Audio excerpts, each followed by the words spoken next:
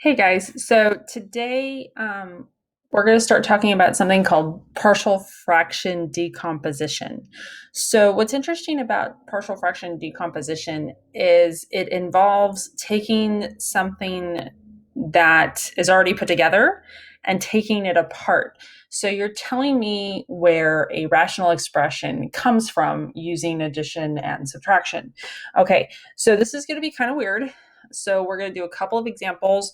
I'm going to walk you through it. We're going to do more than one example. Okay. This is a skill that I always liked using because I'm weird. Um, but it also shows up a lot in calculus. And when you guys take calculus next year, hopefully you'll be like, oh, yeah, I remember this. Okay. So we're going to start out with a kind of simple example.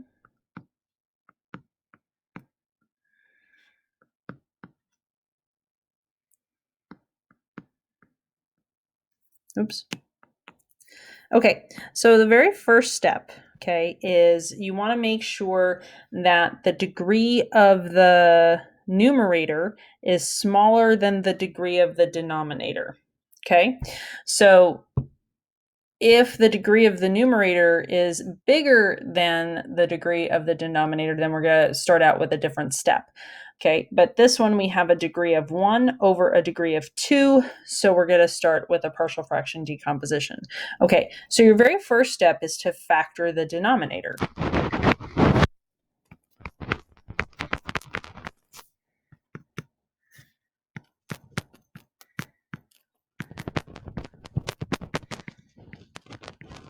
Okay, so x plus 7 over x squared minus x minus 6 becomes x minus 3 times x plus 2.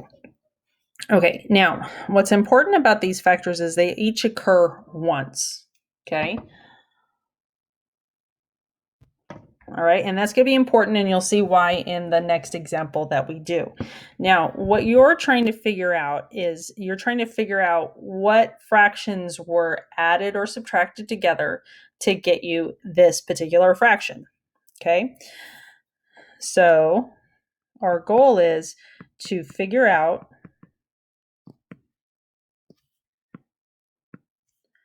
what fractions were combined to get us our sum. Okay, so we need to figure out what fraction 1 plus fraction 2.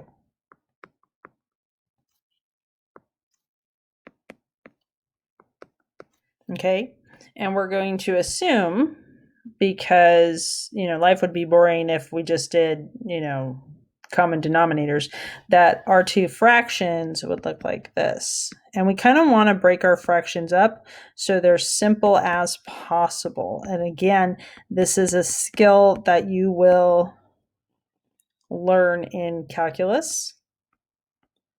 So we're going to put A is going to be a number, okay, and we're going to figure out what that is, over x minus 3 plus B over x plus 2. Okay, now this is going to seem a little weird, okay, but we are going to multiply our new equation, the whole thing, by our common denominator of x minus 3 times x plus 2.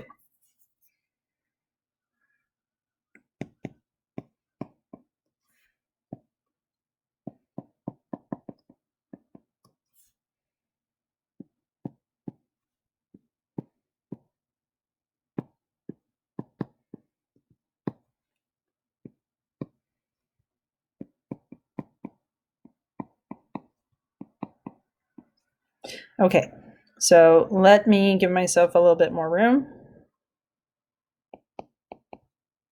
Let's see how this works. Now, I always enjoyed these because I thought they were kind of a puzzle, and it seemed kind of an interesting thing to do, because usually in math we want to put things together and make them more simplified. In this, we're actually breaking it apart and kind of sort of making it more complicated, which seems completely counterintuitive. But when you get to calculus, it's actually going to make your life easier. Okay.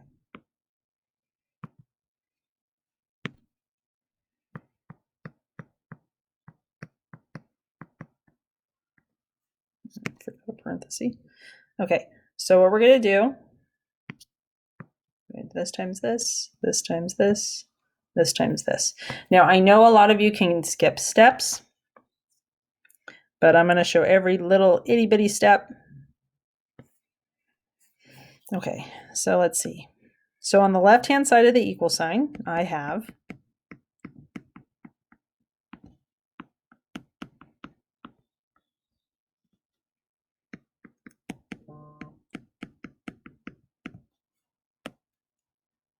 and then on the right-hand side of the equal sign,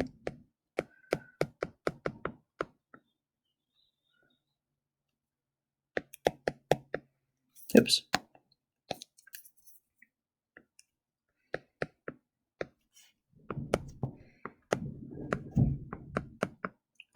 So what's going to happen is things are going to start to cancel out, which is what we want. Okay, we want it to happen. Okay, so this cancels out, this cancels out. So I'm left with an x plus 7 is equal to, these two cancel out, a quantity x plus 2 plus b x minus 3. Okay, so now, again, this is going to look a little strange. Okay, go slow. Don't freak out. We're going to distribute the a and the b.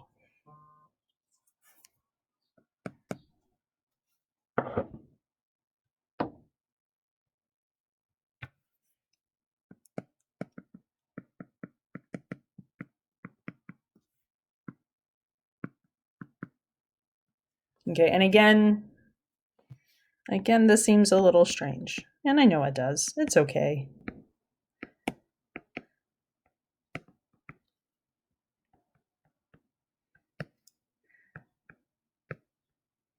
All right, so we get this really funky looking equation.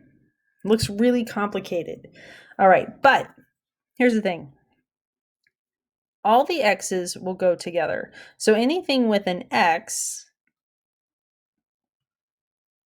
those will go together, okay? Anything with just a number, or an a or just a b, those go together. So we're actually going to write an equation, or two equations. We're going to write one for the x terms and one for the number terms. So here we go. X is equal to ax plus bx. And then 7 is equal to 2a minus 3b.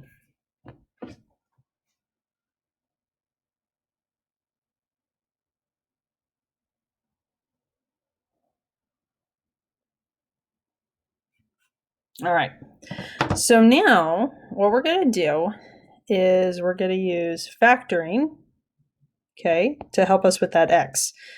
So we're going to factor out an x on the, like that. Now, again, remember that there's always a 1, coefficient of 1. So what happens is a plus b is equal to 1. You see that? Okay, so I have 1 equals a plus b, and then my second equation I have here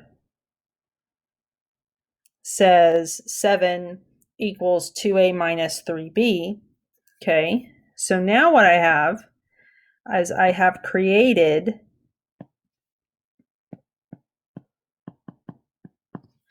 a system of equations.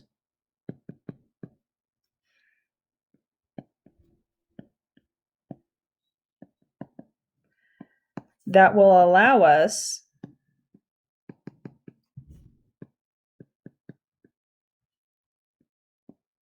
to find A and B. All right. So now there are three main ways to solve a system of equations, okay? All right, the first one is graphing. And we could totally do that. Second one is substitution.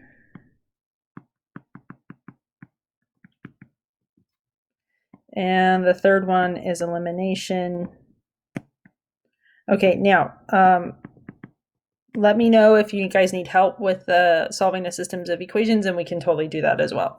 Okay, I'm going to put these together, and I'm actually going to use elimination because I like elimination. Okay, so here we go. A plus B equals 1. 2A minus 3B equals 7. So what I'm going to do is I'm going to take the top, multiply it by a 3. So I'll get 3A plus 3B is equal to 3. And then 2A minus 3B is equal to 7.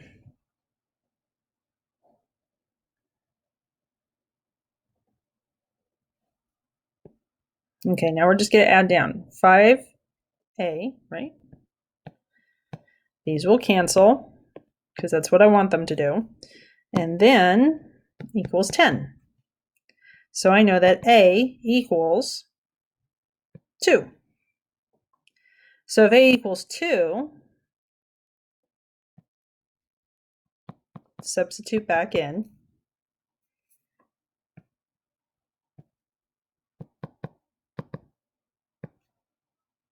B would have to be -1. So guess what? You just broke your fraction down. So you know that x plus 7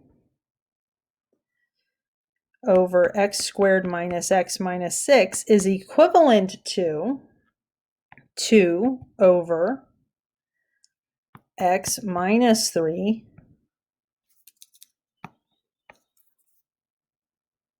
minus 1 over x plus 2. So you know where the fraction came from.